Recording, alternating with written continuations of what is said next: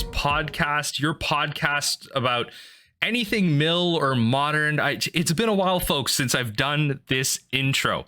Today, I'm not joined by one of my usual co-hosts in Jack Blitz MTG, but I am joined by a rather prolific guest that many of you are probably well aware of. Plat1011, introduce yourself. Hi. I think you know me from the Mill Discord. So I play quite a lot of Mill. It's my main deck for a long time now, and it feels really good. Although the meta at this point isn't at its best for Mill, I think it's still fine. So, yeah. Okay, perfect. Yeah, and one of the things I like to do is I like to remind people, for those of you not aware, I am not that good of a mill player. My job is to just bring it to the forefront. So I wanted to make sure that the people I'm bringing on are much better than me. They have the skills necessary. They're great at Magic, and Plato's one of them.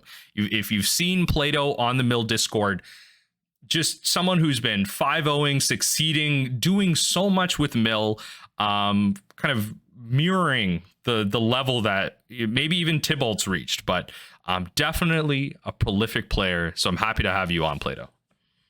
Thanks. All right, so we're going to be talking about a lot of things. I think we'll do a short intro with Plat1011, just talk about his history a little bit.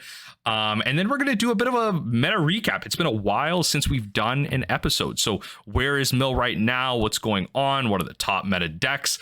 And then just go into kind of just some approaches that Plat1011 has. Definitely a lot of the things, Plat1011, that you have been doing recently, I've mirrored. A lot of my recent lists have been mirrored off of you. And I think a lot of people would be interested to hear about how you take on certain matchups and just kind of succeed with them. So Plat1011, how about this? Maybe give us a small intro, your history with Magic, your history with Mill. Just give us something short. Let us know how you fell in love with the crabs. Okay, so my first contact with Magic was around about 2000. As a child, I played a few games with my brother and a friend of his, and nobody of my friends played Magic, so that kind of ebbed down. And then again, I think round about when I was 16, another friend of mine played Magic, and he also played in stores and something like that. But I played some games with him. I built a silver stacks just for fun, and I lost sight of Magic again. And 5 years later, I think round about Magic Origins, I started playing again with a friend from university, and he bought 3,000 crab cards, I would say, and we just played. Yeah, and from there, I was like, yeah, that's quite my thing, and I started building a modern sliver deck, and went for my first FNM, and I really took some beatings at the beginning, and slivers, not a deck right now, not really a deck at that point of time. But then I switched to Mill, and I think that was before all of the good printing we got with Drown in the Log and no Tasha, no Fractured Sanity. Yeah, so there was a long time before we yeah. got anything good. I know what you're saying, yeah. Yes, and I picked it up and I played it online for free on Untap. It's a website for free playing, and okay. yes, and I think I played around about 2,000 games there with Mill, and I fell in love, and so I built it in paper, and from there it took off. Okay, nice. And I mean, your approach in general, you've played 2,000 games just on Untap. You've played many more since then. I mean, tell me this, with your success right now, do you think that Mill is a meta deck? Is it in the meta, or is it so low tier that it's considered like wild jank? What do you think? I think it's definitely part of the meta, and it's able to adjust to most metas. For sure, the best meta is not today, but you can tweak your deck for the meta, and it's always viable for me. So right now it's not that good for me, but I'm still above 50% win rate. So for me, it works. And I mean, to all the viewers listening, this is something that as you become more of an entrenched Magic player, you understand that having an above 50% win rate in Magic is absolutely insane. It's actually really hard to maintain. It takes a lot of hours, a lot of work, and just a lot of games played to show that statistically speaking, you are a positive win rate player. So, definitely big, shout out to that. And I think another thing for the viewers is, I'm putting you on the spot here a little bit is, what do you think was the best meta for Mill in your time playing? What was one of your favorite times playing Mill, or maybe one of the times where you succeeded the most? Was it, the Faithless Looting era? Was it even when Endurance was printed? What was your favorite time playing Mill? So I really enjoyed the time when Arclight Phoenix was played yes. a lot, but Yes. I only played in paper there. Then, okay. I only started playing on Magic Online while Corona started. Yeah. And I needed somewhere to play, so yeah, that's the point. But in recent, it's really it changes from a week to week basis often, but with all that the scam running around, it's not that nice. Not at all. It's fine. There are worse matchups, but yeah. But where did I like it? While Uro was legal, that was quite nice. I'll tell you what. You know what? Before you go on about Uro, or like that time, maybe you don't have much more to add. But many of the podcast listeners, they won't know now. Some of you old heads on the Discord know. I was an Uro lover. I loved Uro. Yeah. I put Uro in Mill. All right. I was the one that made Sultai Uro with Mill. And I know about that.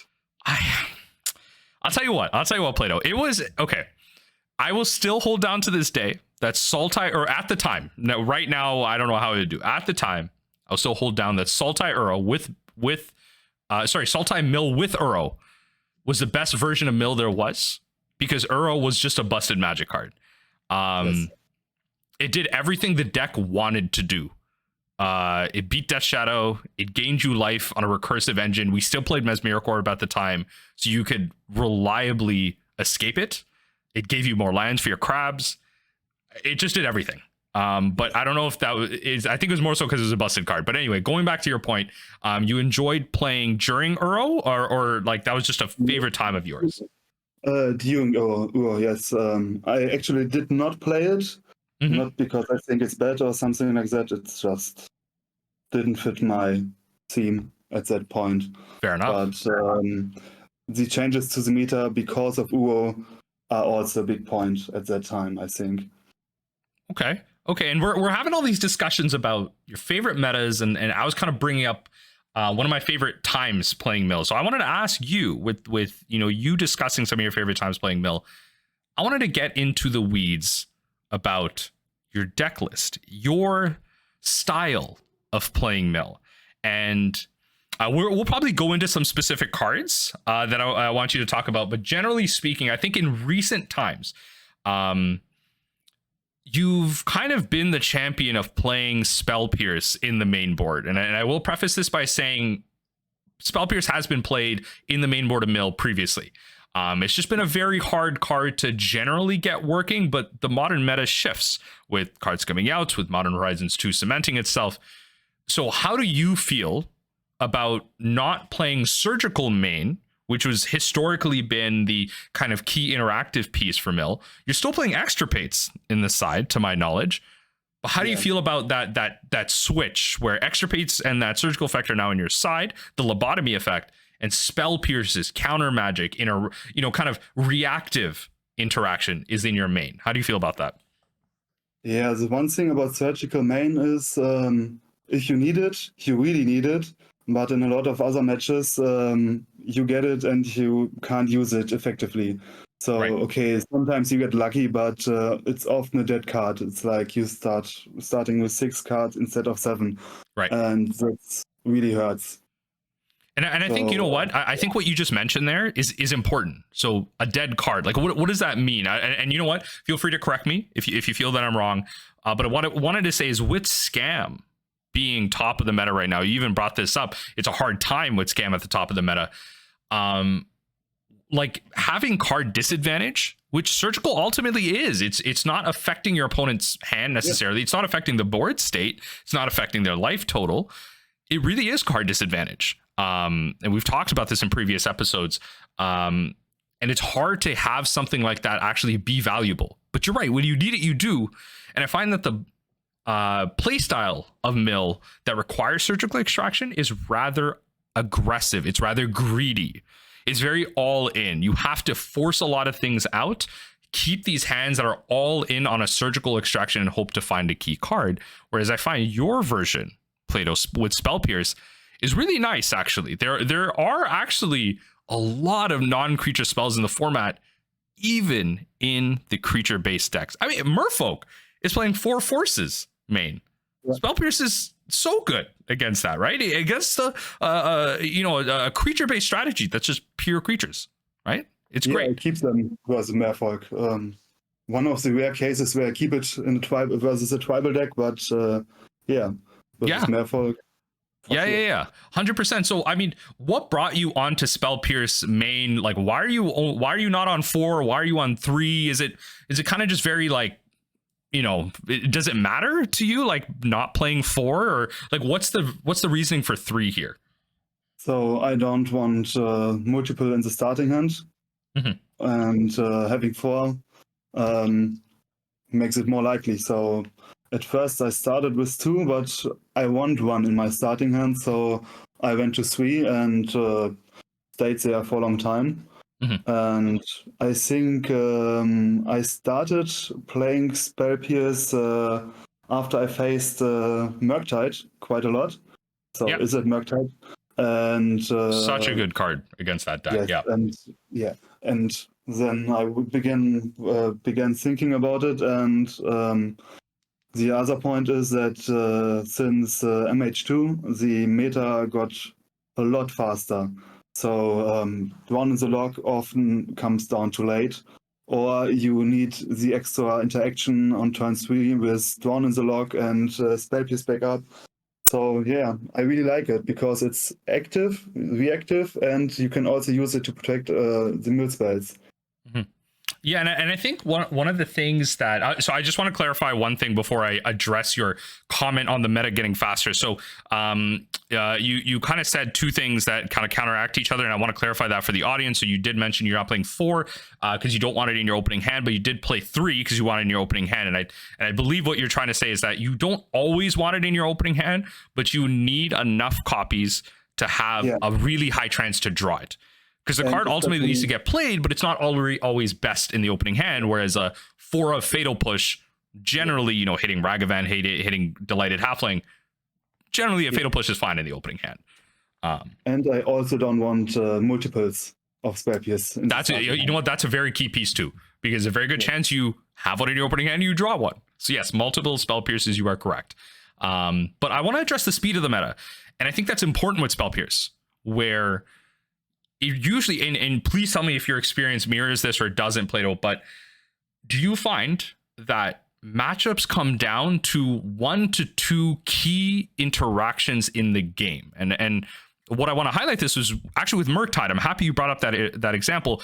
I find that I think Ensnaring Bridge is one of the key pieces that we have against that matchup.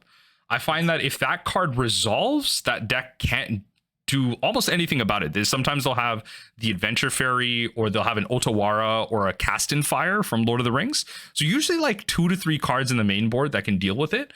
And if you Spell Pierce the initial counter spell that kills it, or Spell Pierce the interaction spell, that usually spells defeat for that deck. Similar to other decks where even in game 1 with Spell Pierce against the Cascade decks, if you have 1 Spell Pierce one drown, you know, like sometimes that's the only interaction you need to go to turn 4 and win the game, or just push it out of reach. So what do you think about that? Yeah, you made all points. I think so too. Yeah, also versus Murktide, getting to resolve your drown on the Right. Murktide is game winning, and yeah, the Cascade decks 100%. yeah, the Cascade decks are a big thing. So the spell pierce is really important there. And also versus Ren and 6, it's if you're on Oh, countering draw, Ren and it's 6, the so only way. good. So yeah. No, it's so good. And I'm happy you brought that for me. It's definitely, you know, I think Spell Pierce can work. I will always be the proponent of, you know, I will say that even though our lists are successful, if you're especially playing in paper, please, please, please adjust your deck to your local meta. And we're going to talk about adjustability in a second, because I'm happy, Plato, you brought it up in the beginning, where the deck can make adjustments. But please don't feel like 3 Spell Pierce is gospel, right? Work to your local meta. If you're playing in paper, there might be no non-creature spells. It could just be a meta full of, you know, Rakdos goblins or something that you have at your LGS, where Spell Pierce isn't that great unless it counters Aether Vial. But please, please, please make those adjustments. But I'm happy that you brought Spell Pierce back to the forefront. I've really been enjoying the card. And I wanted to ask your thoughts on 3 specific cards. All right. Yeah. Firstly, I want to talk about Jace. Jace, 4 mana Jace, Phyrexian Jace, Jace the completed mind. What do you think about Jace and Mill? Should we be playing 4, 1, 0, 6 copies cheating? What do you think? I think somewhere around 2. 3 is also fine. I would not play 4 because it can be somewhat clunky sometimes, and it's only it's copying other mill effects. Like the -2 is like the Visions of Beyond. The +1, okay, that's not that strong, to be honest. And the -X, the rate of milling isn't better than Fractured Sanity or Tasha's most of the time. So I think 2 or 3 are perfect, and it just holds the deck together. It's like if you're missing one thing, Jace most often will do it. Not at his best. There are better cards for the specific situation, but it's awesome. I really like it. Yeah. And do you find yourself casting Jace on 3 a lot, or do you find yourself being more, I guess patient, reserved? Is that the right way to, I guess, word this, where you even though you have the ability to cast it on 3, you just want to cast it for 4? Like, you want that 5 loyalty. What do you find you do more often? It's a mix of both. Yeah. I think more like 4. I cast it more often on 4 mana, but oftentimes if I can resolve it with 3 mana versus like something like Death Shadow, and I'm sure I can resolve it, I will do it, because if I can draw 3 cards, that's likely a win for me. Right. So Right. if I have to, I cast it on 3, or if I see an opening, but I prefer to cast it on 4. Okay. Yeah, and I think I don't think you're wrong. Like, just having the ability to minus and not have it go to 1, and I mean, 4 mana, you minus exit, you know, 4 mana mill 15 isn't that bad. I mean, like, we're already casting blue to mill 14, right? Like, it's not the worst thing in the world as an extra bad Fractured Sanity, right? On 4. And I think that's what's nice about Jason. You know what? The +1's serviceable. -3, you know, it works. It stops a Ragavan, stops a DRC, actually.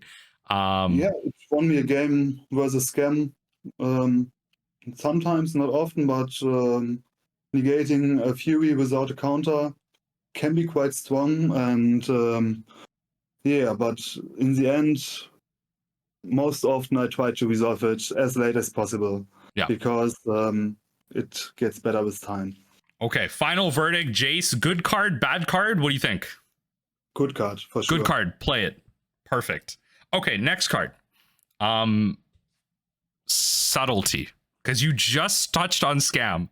I wanted to talk about subtlety. What do you think about bringing in the most busted aspect of the Modern Horizons 2 set into Mill? I think it's a bit meta dependent. I played it for a long time, and right now I did cut it, but I think it's still fine, and it's for sure not a wrong choice to play it in the side or even in the main. I have to say I haven't tried it in the main yet. There are for sure some disadvantages to subtlety, but there are only also really strong plays you can do with it. So it's always in between. I think the one thing holding it back is the body. So other decks can cast it for 4 and get a 2-for-1. And for us, it's like 1-for-1 plus a blocker. Yeah. And that can sometimes be nice, but not as nice as in other decks normally. Mm-hmm. Okay. Yeah, no, and I think you're definitely right. Just being 3 toughness is always that thing people say, dies to bolt. Kind of at a base level, we can't really get offensive with it. It ends up being a blocker. I've had a moment where I've managed to put pressure on an opponent. I got a video coming out kind of relatively soon where I managed to actually put pressure on a Murktide opponent with a subtlety, but evidently ultimately it dies to bolt. But I think subtlety, you're right, it is meta dependent. I think and again, please feel free to let me know if you feel that I'm wrong, but I think subtlety is important here because it's one of the only answers that Mill has, or one of the only cards that Mill has against the scam matchup. Yes. I think especially on the draw where you don't get to have a quote unquote turn 1. A lot, me personally, I've recently been thinking about Veil of Summer, but Veil of Summer's biggest fallback is it's not free, and it forces you into a third color as well. But I think just having that card disadvantage, you lose 2 cards, right? You lose the subtlety and a card that you pitch, but then it's the cards that you choose. Whereas something like Grief will always take your 2 best cards, which may not necessarily be the subtlety. What do you think? Yeah, it's definitely strong. A strong play versus scam, because you can protect your board, you can buy some time. Often they can't grief or fury again because they lack the cards, and they have to put it on the bottom. And also, if you are on the play, you can easily mill it if they put it on top. So it's definitely viable versus scam. The one thing to note is that it's not winning the game outright. So you have to have some other things going. Right. That's the one downside. But if I play a subtlety in the side, I will always play it versus scam. Yeah, exactly. And it still has a lot of value outside of that. Just remember that subtlety, for the listeners, subtlety does return creatures and planeswalkers. So if you feel yourself, you're on the draw versus Tron, you need to stop a card in the Great Creator, or a Teferi when you're tapped out, or heck, even a Ren in 6, right? Maybe you hit them with an Archive Trap or 2, a Ren comes down, and you're like, well, I don't want them to use that graveyard. Subtlety's a great option there.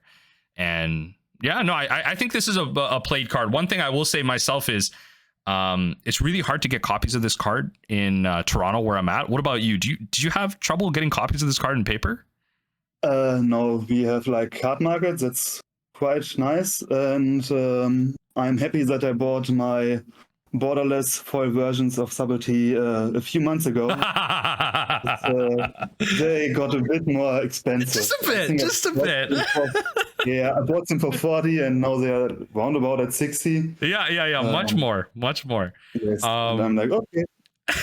And the borderless card is awesome. It really looks fantastic. It looks great. I like I like subtlety in the borderless because the art, it looks like a wave, and that's kind of the point. It's supposed to be like a water elemental.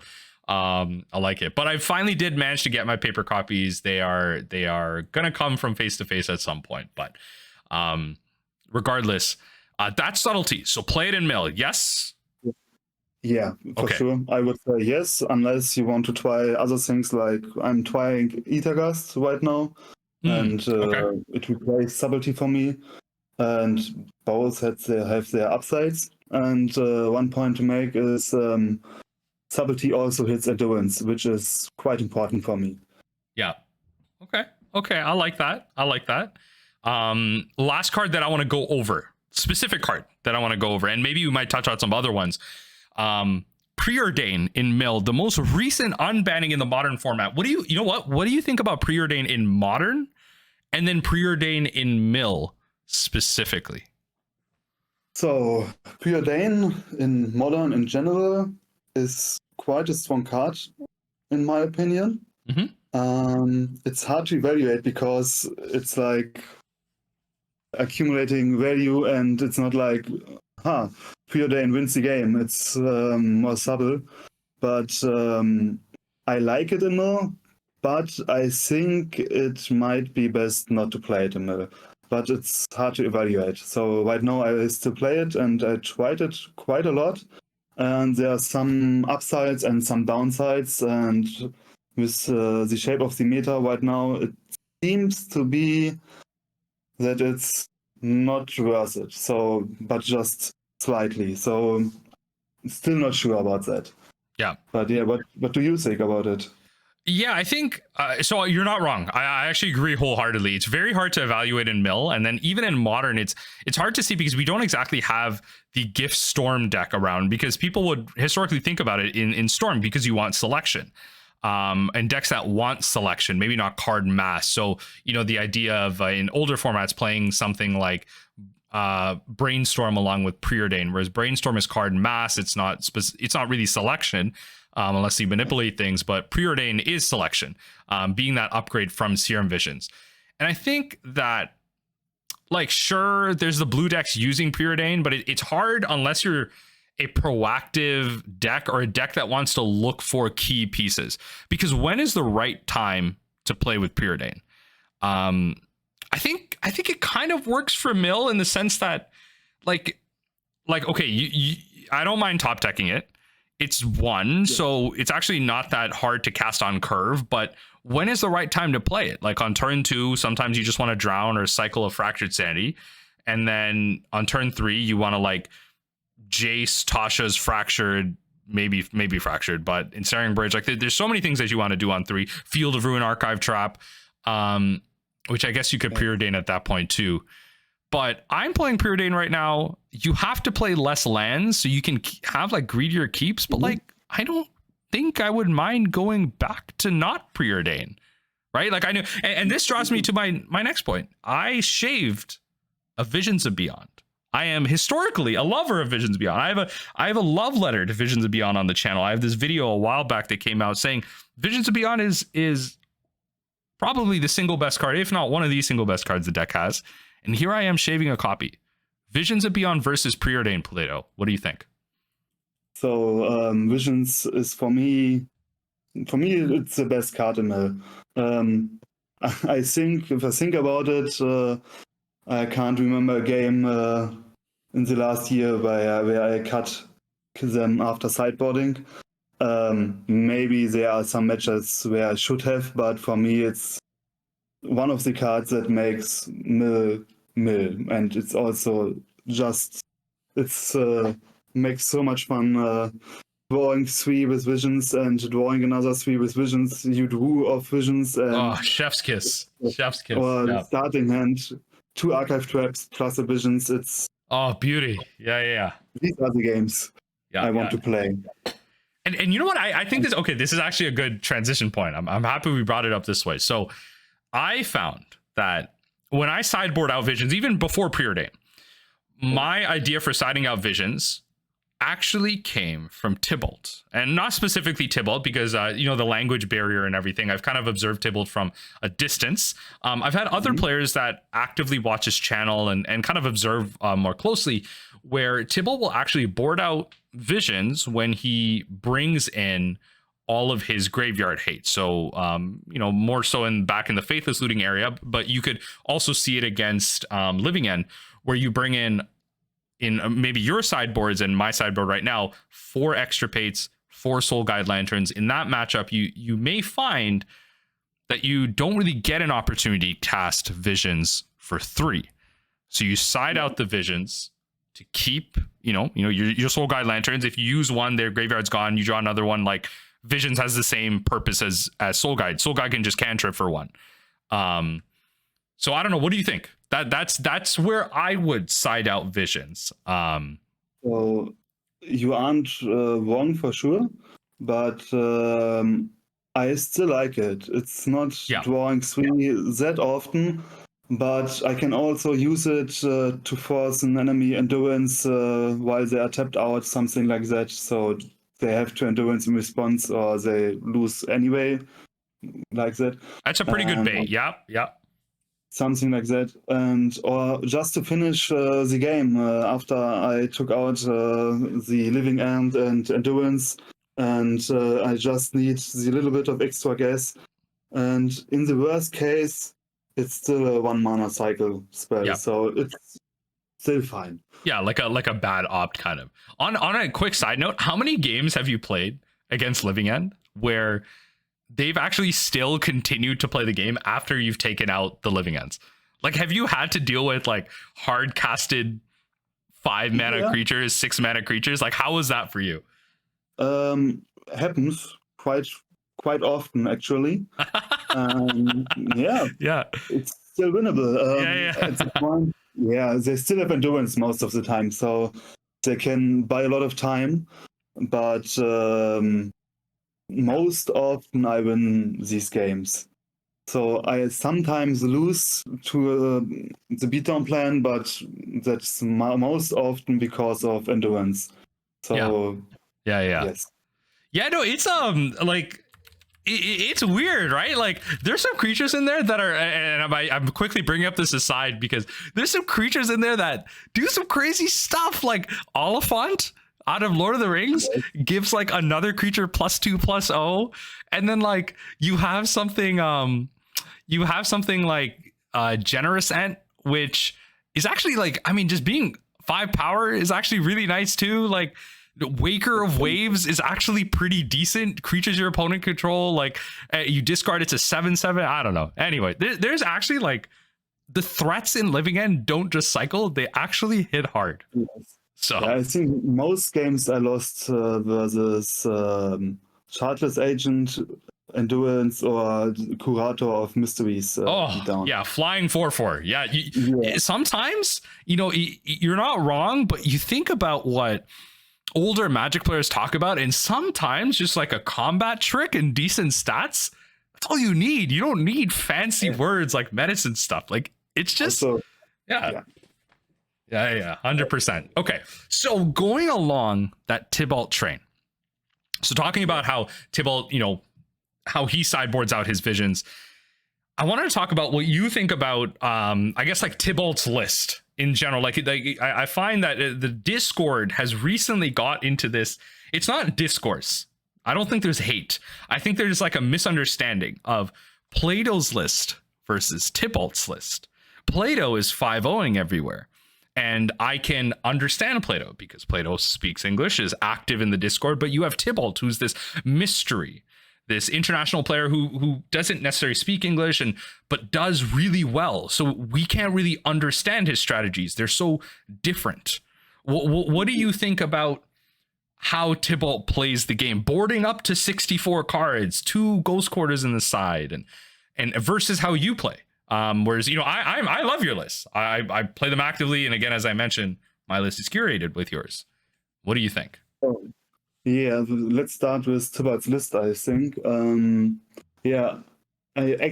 never played Tibalt's list. Yeah. But that may be because his lists and mine are quite different, and we approach the game quite different. And so I would never board to 64 with the Ghost Quarters. I'm not saying that he's wrong in any case. I'm just saying it feels wrong to me. And his list is quite special. I think a lot of Japanese players have a few pet cards they play. I don't know exactly why, but if you, You're not wrong. I understand exactly what yeah, you're saying. You're not wrong. Yeah, it's a different world of Magic over there. yes, Like it's a different yes. world of Magic. And but on the other hand, I'm sure he is a really good player, else he wouldn't get his results he gets. Yeah, And 11-0 recently. For those of you listening, yes, he did recently go undefeated in a modern challenge, and obviously he played at Worlds. He wasn't so successful in the draft phase, which is fine. It's drafting is a completely different skill in Magic, really. yes, But yeah, no, go on. yeah, and yeah, it's hard to compare me to him because it's like I'm only playing leagues, or not only, but I play like one challenge every 3 or 4 months. And I think Tibalt isn't playing that many leagues, but he plays like each challenge I see online. He's around, so that's one thing. But on the other hand, he got to the Pro Tour, so I mean, great job from him. Mm-hmm. And I think that's one thing I want to highlight, right? So both of you have a different approach to mill, and I don't think one is necessarily wrong versus the other. They're different approaches. They both work really well. The big problem is with Tybalt's list is we just don't have, like, it's the language barrier. That's the unfortunate. I've always wanted to pick Tybalt's mind, why he plays this way, how he makes these choices, what is he doing to beat these matchups as consistently as he is. I think it's just the language barrier. And for now, I concede to playing your list because you are active on there. You let us know of your decisions, and that's what I want to highlight. It's not wrong. You don't know that it's wrong. It's working for him, and your list is working for you, Plato. But I definitely did want to get your perspective. Do you have any specific comments? Is there one card that you find you like that he plays, or you just don't understand why he plays? Let me have a look. I'm opening his list. Yeah, fair enough. Here, and you know what? This is bad podcasting prep. Here, I've sent it to you in the chat. His kind of 7-0 list from the challenge on August 19th. But I think they're still playing Baleful Mastery, Murderous Cut, Go for the Throat, Eliminate. The classic double goal scorer in the side. I mean, I don't know. Let me see. I think I really don't like the visions. He only plays 2. For me, that's no. I think in a list without like alternates, like I like if you're cutting visions, to me, I think you need other draw spells. Like if you're playing Preordain, then I can accept it because then you're telling me, okay, I'm going for like card selection, and then I will eventually find a visions, similar to the Spell Pierce theory of I may not want it in my opening hand, but I will eventually find it when I can draw 3. That's acceptable to me. But 2 visions and 2 Jace, I don't know. It is kind of off to me. Yeah, I like the echoing tools, so I don't play it because I think for me it's not doing enough most of the times. But I can see me trying it for sure.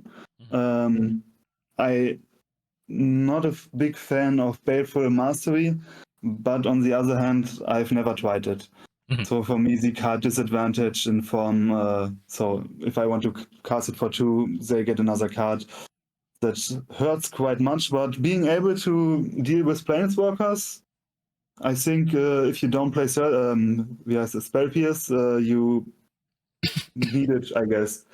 And I think the Murderous Cut is quite fine, especially right now with all the Murktides running around. So yeah, just another like a 5th copy of Drown almost. Yes. And just being very efficient at 1 mana too. I think Murderous Cut is interesting. Okay, this is definitely more so on the joke side, but what do you think about the niche case where Baleful Mastery forces your opponent to draw from an empty library? Huh? Come on. I think if you get it, it feels really nice. Yeah. But I think, how likely is that? So it's not really that likely, no. But it has to be brought up. I have to bring it up. For example, it can buy you game 1 versus something like Reanimator with 4 Emrakul, or what's the card? The only high cost cards that reveals Calibrated Blast. Yes. Something like that. Yeah, that might can be useful, but yeah. It's a thing. Sure. It's a thing. Okay. So I guess Tybalt aside,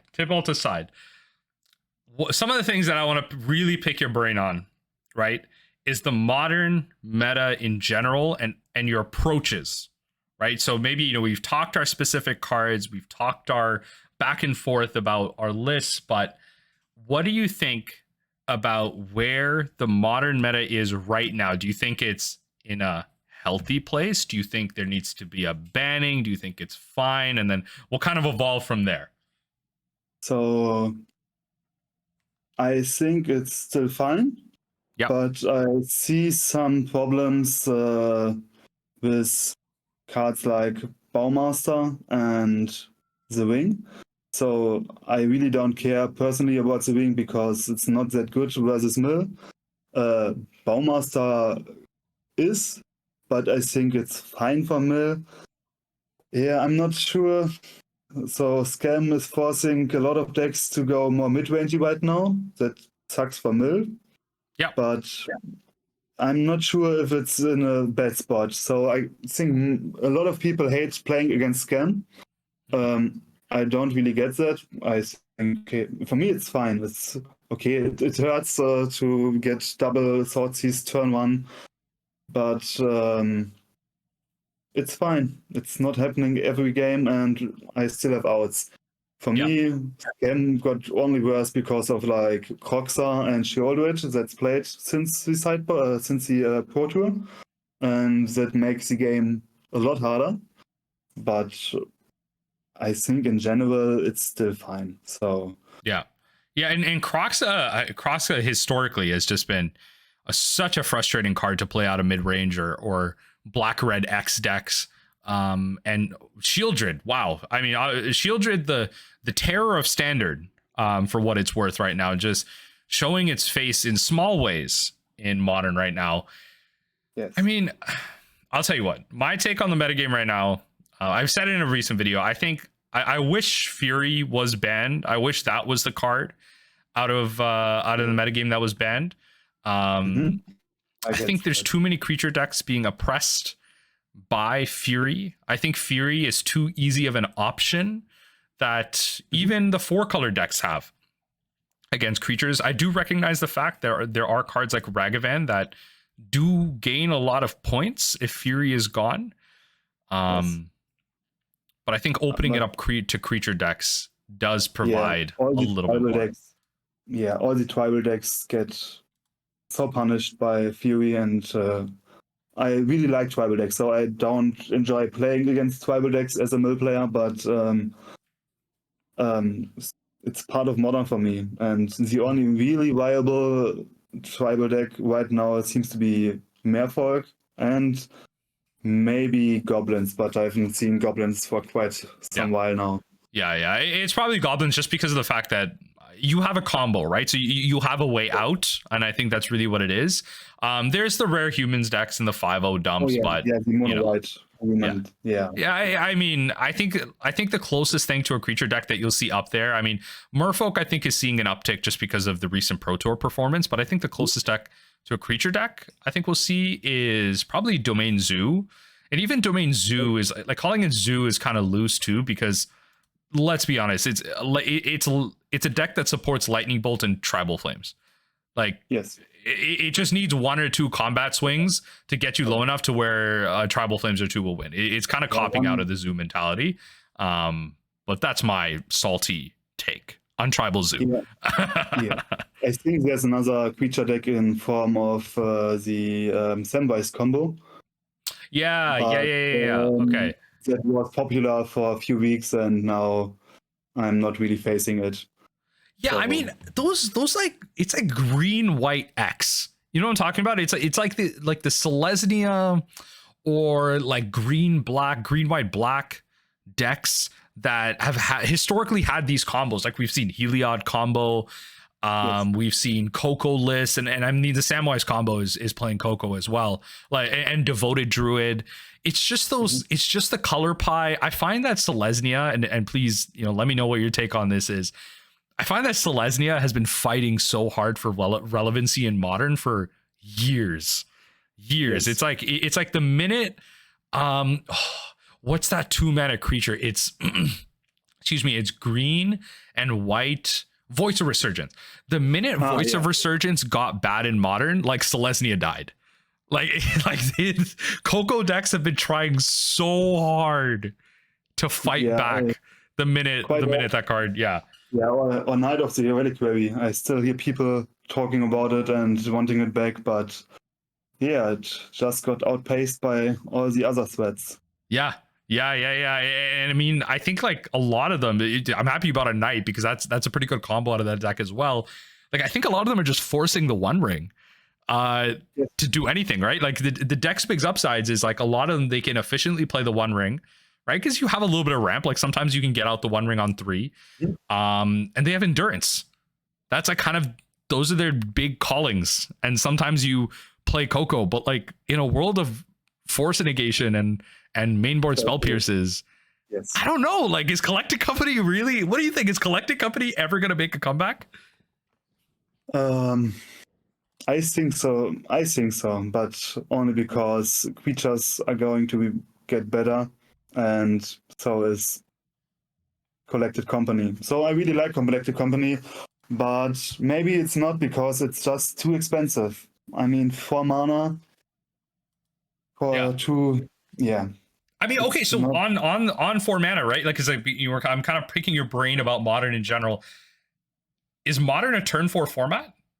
Is that like, remember how that was the poster child of the format, right? Like, Twin was supposed to be the marquee. Oh, Modern is a turn 4 format. You play Twin on turn 4, you win the game. Is Modern faster, like you mentioned? Is it a turn 3 format, or like, do you feel like games are just over? Like people used to say that, when Ragavan resolves and you don't kill it, like if they untap with Ragavan, you've lost the game. How do you feel about the turn 4 format? How do you feel about Ragavan? Thoughts on that? But I think a lot of games are decided on turn 1 and 2. So if you can't answer opposing Ragavan, I'm literally dead most of the time. On the other hand, combo decks aren't. Let me rephrase it. I'm not seeing so much combo decks, and the ones I see aren't really turn 3 combos. Maybe because of all the free interaction, like you have Solitude, Fury, Force of Negation, and it's really tough for a combo, it seems to be. But I'm not a combo player myself, so I'm not into that. But I think it's hard to say. I can't really say if it's turn 3 or 4. I have a feeling it got a little bit slower, but the important exchanges are a bit earlier. I wholeheartedly agree, and I think that's what I want to repeat. I feel like a lot of Modern players, and I feel like this is exacerbated with Rakdos midrange, where we've had this feeling for so long about the frustration of Ragavan. And I think Ragavan, people can invert it, but if you can't answer Ragavan, a lot of the times you have lost the game.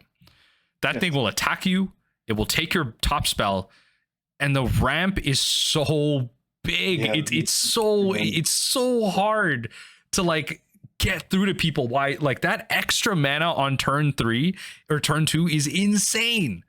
And Rakdos scam. Sorry, I might have cut you off. What were you going to say? No. I'm just agreeing. It's really, if you can't answer it, the mana is such a big. Especially with Murktide, right? Like, you Ragavan out, and then all of a sudden they play, they hit you with the Ragavan. They have Dragon's Rage Channeler up with Counterspell. The Counterspell triggers the DRC. It's insane. Like, it's crazy what that does. And then Scam just exacerbates that, where sometimes, I believe the math is roughly 30% of the time, because I think I did a recent video where I think about a quarter of the time, a little bit above that, you have the scam, but you need like a card to pitch to the grief and everything. But it's a pretty fair amount of the time when you're playing against scam that they have it, and no one likes having their plan taken away from them. It's not Thoughtseize where they take your turn one play. Scam, literally, the double scam effect just takes your play. That was your whole plan that you kept your 7 and you looked at and you're like, this is my general plan and I want to do it, and scam takes that away. And that's just further exacerbating how early things can end for the average modern game.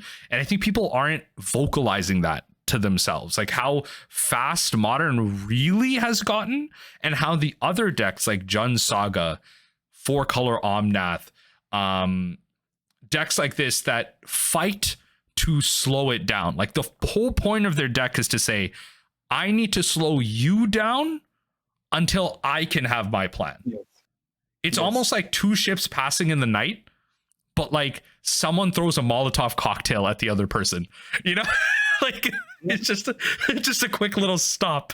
But yeah, like that, I find that's all it is. Yeah. No, Which makes it tough for us because you can't prepare for both cases most of the time. Yeah, and I think that's where your conversation around surgical is really important, because surgical prepares for the fast decks in a sense, right? Like you want your opponent to get greedy, but if your opponent wants to slow you down, surgical doesn't help you fight that at all in any way, which is what Spell Pierce does. But then you're probably not playing both. And then it becomes a conversation of what is more valuable to you. And I think we discussed in the beginning of the pod that it's Spell Pierce. I think Spell Pierce does the most for you, especially if people are going to be casting 4 mana artifacts that provide you with you know, hexproof. It's not hexproof. Just protection in general, protection from everything. Then Spell Pierce is going to be pretty darn good. It's going to be pretty good. Unless you face Halfling. Really... wait. Does Halfling? Yes. No, wait. No, I didn't know this. Halfling makes the ring uncounterable? Yes. What? Legendary spell. I'm so mad. Oh, I've never run into that. That's insane. Yes. Oh my god. Wow. I've run into Halfling only with creatures like, you know, Yawgmoth, Omnath. Wow. 5-color control or 4-color control. Faced it quite a lot. Wow. That can really hurt. I'm so mad. That's insane. That's insane. Okay, well, okay, you know what? This is for this moment. It's for all the people in the Mill Discord that used to say like, I don't like Fatal Push. This is for all of you that do not want to play Fatal Push. I hate all of you. You know what? You deserve to lose to the bird. You know, the age-old thing about Bolt the Bird. I hope you lose to it. All you people shaving Fatal Pushes, I hope you lose to it. Yeah. Oh, that's insane. That's insane. Also, do you really want to keep your Fatal Pushes against 4-color control after sideboarding? That's a tough question for me. I say no, but that makes Spell Pierce better, worse. Sorry, repeat that. So did you say 4-color control or blue-white control? 4-color. No, okay. 4-color control. So 4-color control is playing Halfling. It's it can be useful, but normally I want to do other things, and it's if you don't play push, your Spell Pierce get much worse. It's tough choices. So it's interesting. So, okay, I'm almost inclined to agree. So if it's 4-color control, I still feel like Halfling is important to answer. But I think if it's 5-color, definitely, because you're playing the 5th color likely for not Valky. Some of them will play for Valky, but Bowmasters.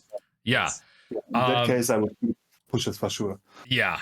I think it's, you know, I hate, we're just going to have a small aside about Orcish Bowmasters. The fact that Orcish Bowmasters answers itself is egregious. I hate it. I hate the fact because it has a busted ability printed onto it, right? Mm-hmm. But it answers itself. So in my opinion, this might be a hot take. I think it has the, Oh, it's not Force Spike.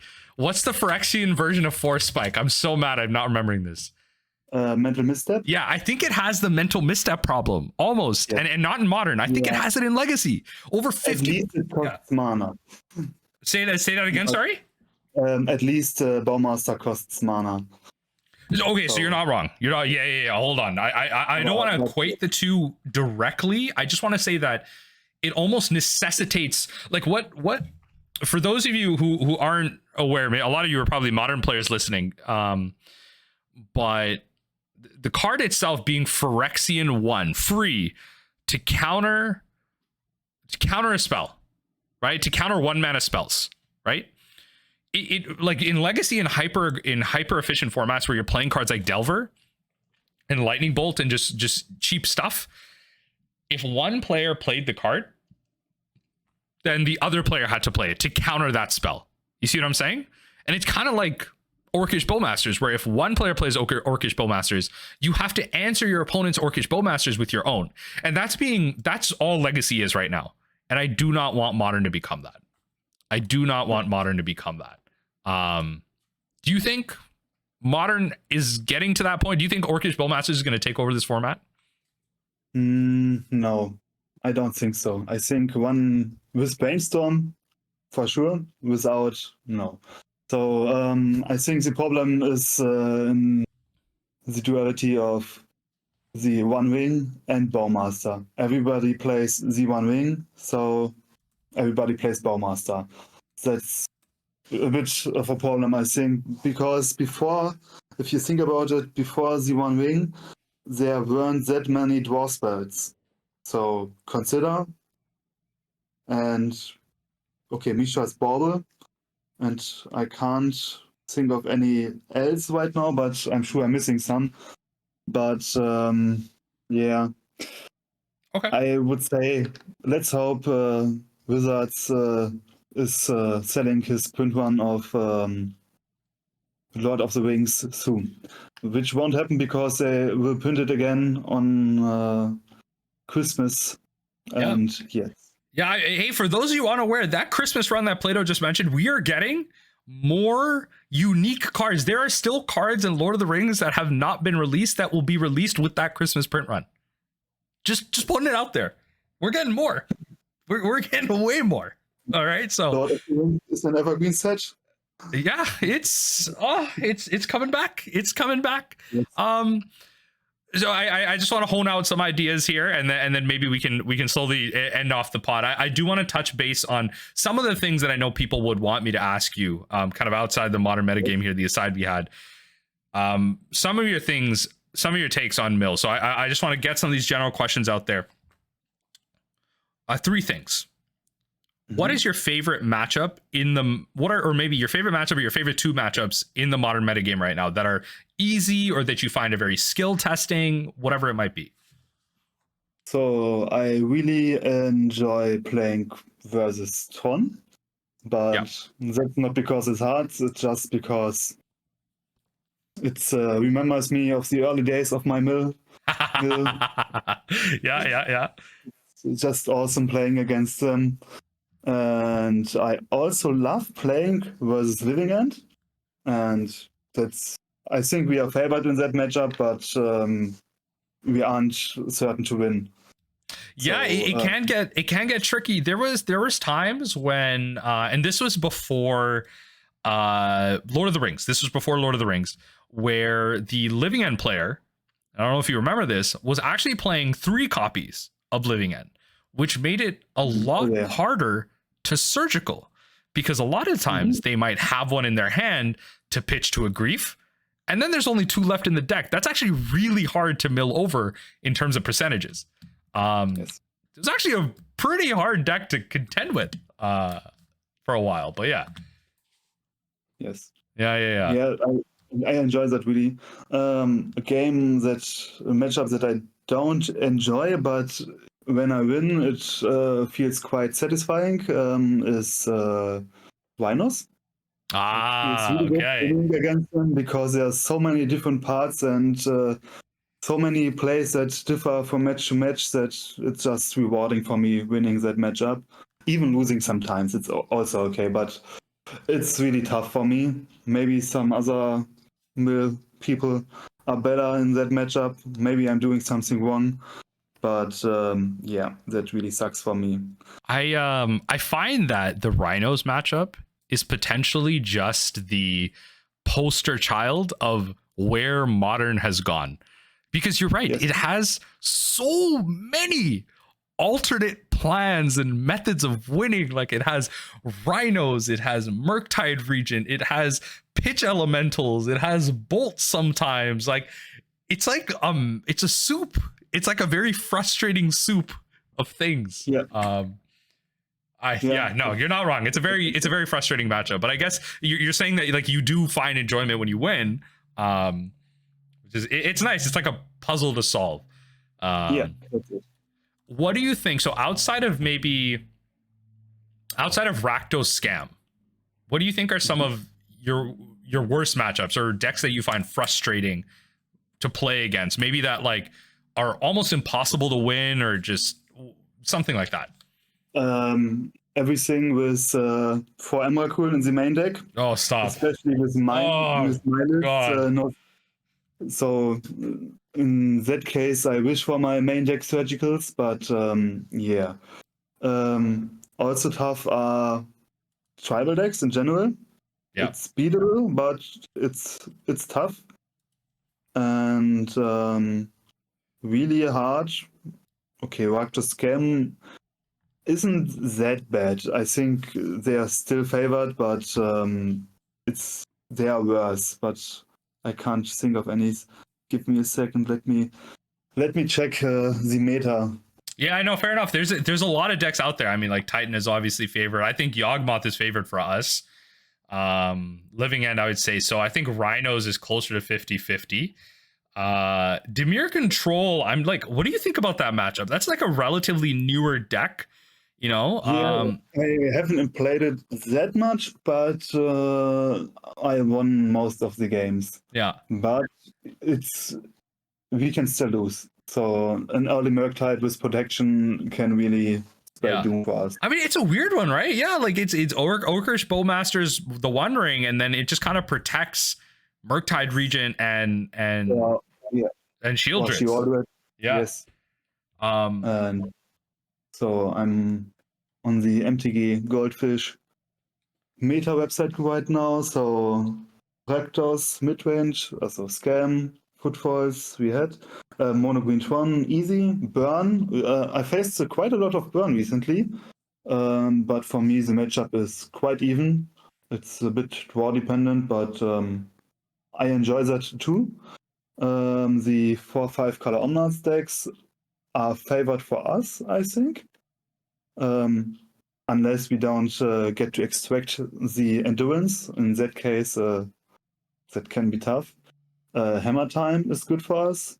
Murktide Regent recently got a bit worse because they play more copies of Murktide Regent and they have it on turn 2 or 3 all the time.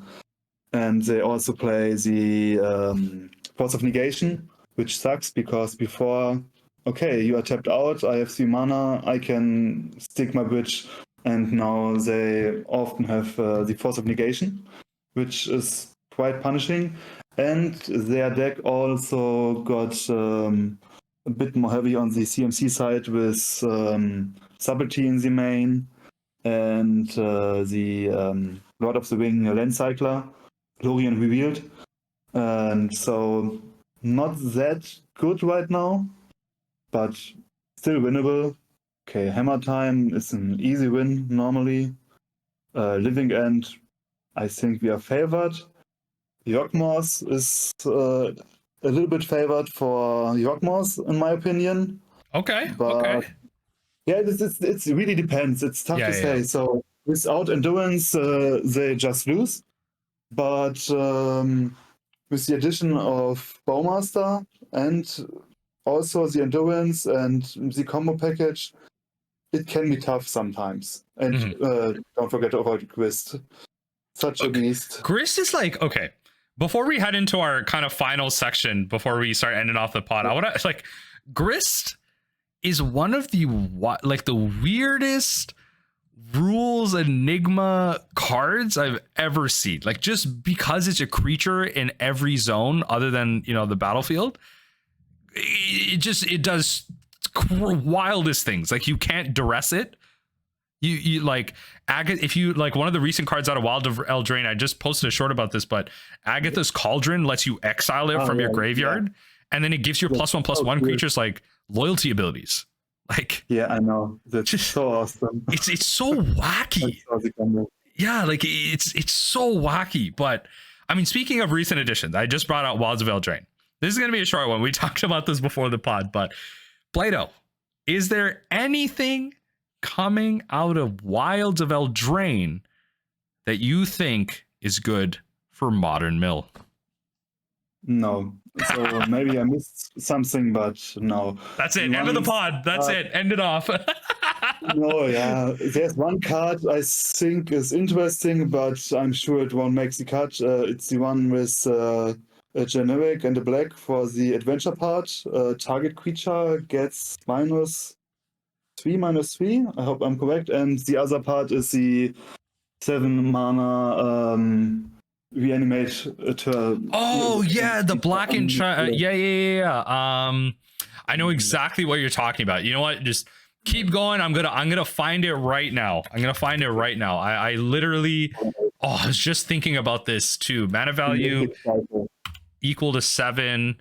Yeah, Virtue of Persistence. Black 5. For an enchantment, the sorcery side, the adventure, target creature gets -3/-3. You gain 2 life. And then at the beginning of your upkeep, put target creature card from a graveyard onto the battlefield under your control. At the beginning of your upkeep, not each upkeep. Pretty powerful card in general. There's a lot of hype around this. Removal early, but yeah. It's too expensive, I think. And without in a world without Boseiju and Aussie or ley lines, it's like, nah. It's, Yeah. You're not wrong. But in general, this is 100% definitely a hyped card. A lot of people talking about in standard and EDH in general, but maybe a bit too much for modern. The card I want to bring up, and it's not 4 mil, but I think a lot of people should be aware of this because people will be searching their libraries and potentially comboing off because of this card. But Beseech the Mirror. Yes. Yeah, Beseech the Mirror. So again, not 4 mil, but one I want to have people be aware of because people are going to be casting this. So for those unaware, black, and 1. 4 mana, 3 black and 1 for a sorcery that has bargain. So you may sacrifice an artifact, enchantment, or token as you cast the spell. It's part of the resolution. Search your library for a card, exile it face down, then shuffle. All right, so you tutor. If this spell was bargained, so as you cast a spell, if you sacrifice an artifact or enchantment could be something like Urza's Saga. I just want to highlight how easy this can be. You can sacrifice something like an Urza's Saga. You can cast the exiled card without paying its mana cost if the spell has CMC 4 or less. So if it has less CMC than the Beseech, but essentially Beseech is 4 CMC. If it has less, mana value 4, you cast it. Put the exiled card into your hand if it wasn't cast this way. So essentially, you either pay 4 mana to tutor a card into your hand, or if you sacrifice something, you cast the card. So a lot of people in modern, the level 1 of this is on turn 4, maybe even earlier. You black 1, sacrifice an Urza Saga. Easy. You tutor for a 1 ring. You cast the 1 ring. Folks, you cast the exiled card. That means you get the protection ability. It's weird. It's crazy. So a lot of people are talking about this in modern just for that. So just be well aware. People will be searching the library. Some archive trap value will go up post Eldraine a little bit as people try this in the leagues. A lot more 1 rings are going to be searched up. This is probably going to be tried a lot in the mono black coffers deck. And in Legacy, this is just like the next big combo piece. There's so many Beseech the Mirror lines. Force of Will and Days are going to be seeing big upticks as they try and deal with people just memeing out with Beseech the Mirror. But Beseech is definitely going to be a very generic big combo piece in Legacy. Whether or not it breaks the format, who knows? But it's going to have some fun in modern too. What do you think? Yeah, it's an awesome card. We will see it for sure. I think the most likely candidate is the Koffers deck, the mono black control deck. But I'm sure the card is going to be tested quite a lot. Yep. Maybe in Yawgmoth, it's a bit tough with the triple black, but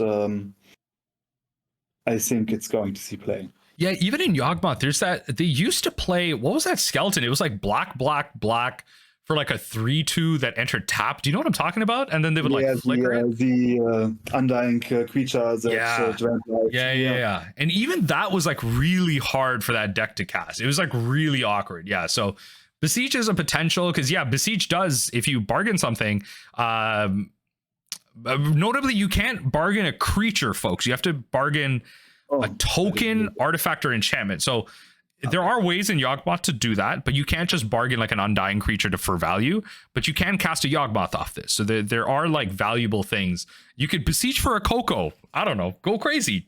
Cast your bad spells in Modern. I'm not stopping you. All I'm going to do is Archive Trap you. That's all I'm going to do. But that's it for Wilds of Eldraine. Let's close off the pod. Plato is before we hop into the last section. It's going to just be a little bit of a fun one. Is there anything left that you want to say about the modern meta, playing mill, maybe like a general tip or something? Is there anything else you want to say about that? Not really, but one thing about the subtlety I forgot to say. And if you try it to the point you faced Amulet Titan and just tap out and let them cast the Amulet Titan with their search spell. The pact.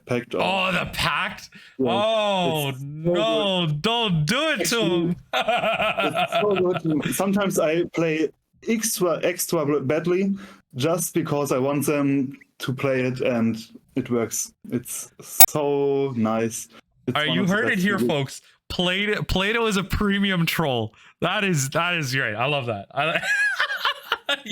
It's like, what was that combo? It was like, remember there was a combo deck, and I think Titan used to play this before. There was that enchantment. It was blue.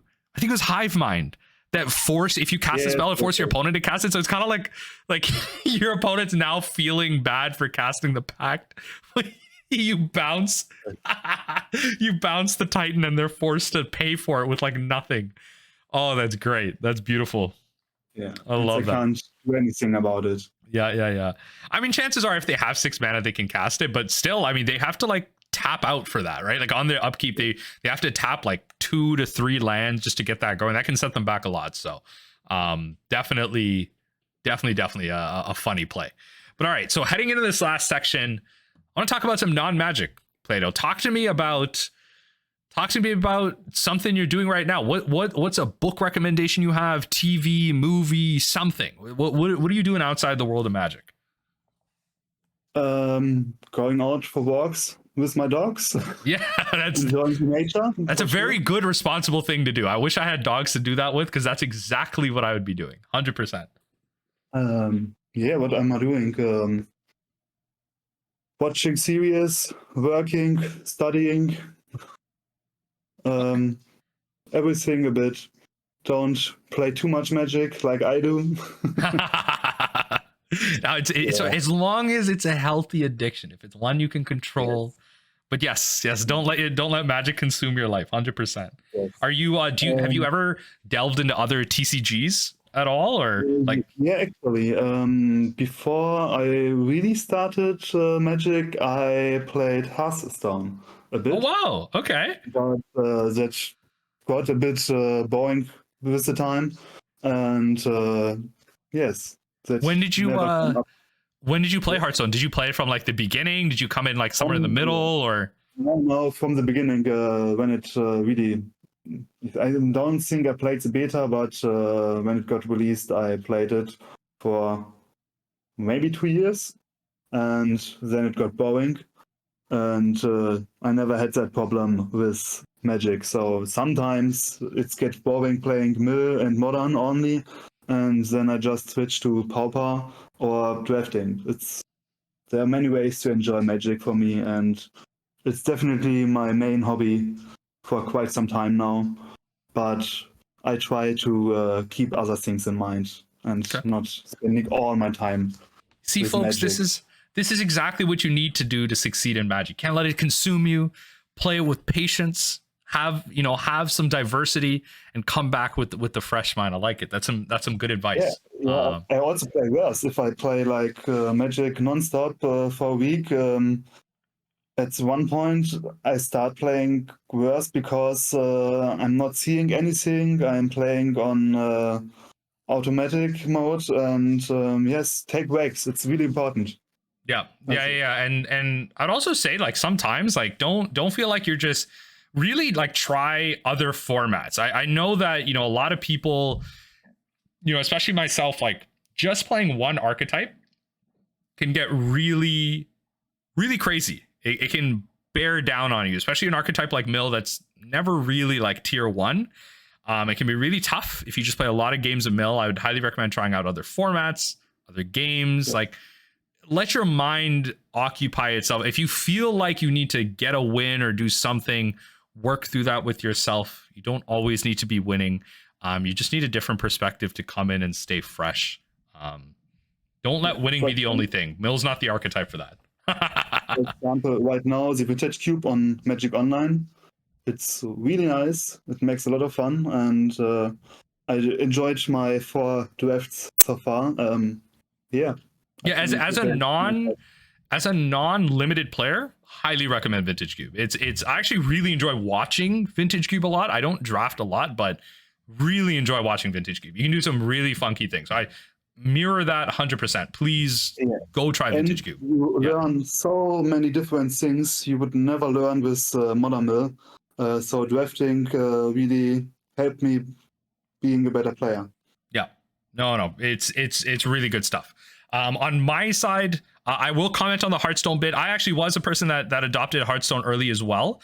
I think I stopped a little bit after like mechs and minions, where they started getting like some of those mechs in, like they had a lot of like death triggers.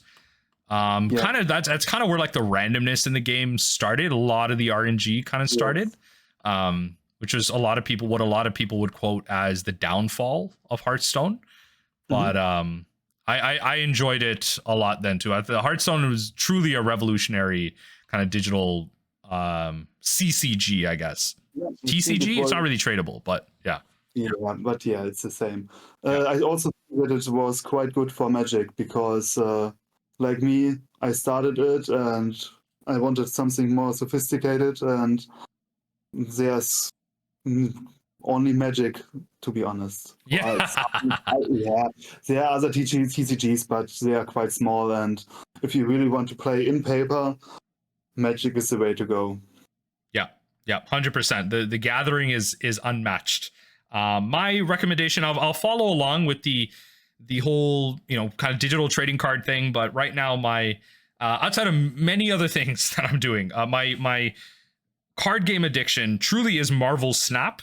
I highly recommend that game. If you're into the Marvel IP, that's where I'd recommend it. If you're not into superheroes, Marvel, or just kind of gaming on your phone, really, I wouldn't recommend it. But if you're into those 3 things, or even 2 or 1 of those things, I'd recommend checking it out. The big pull to the game is, again, it's a digital mobile card game.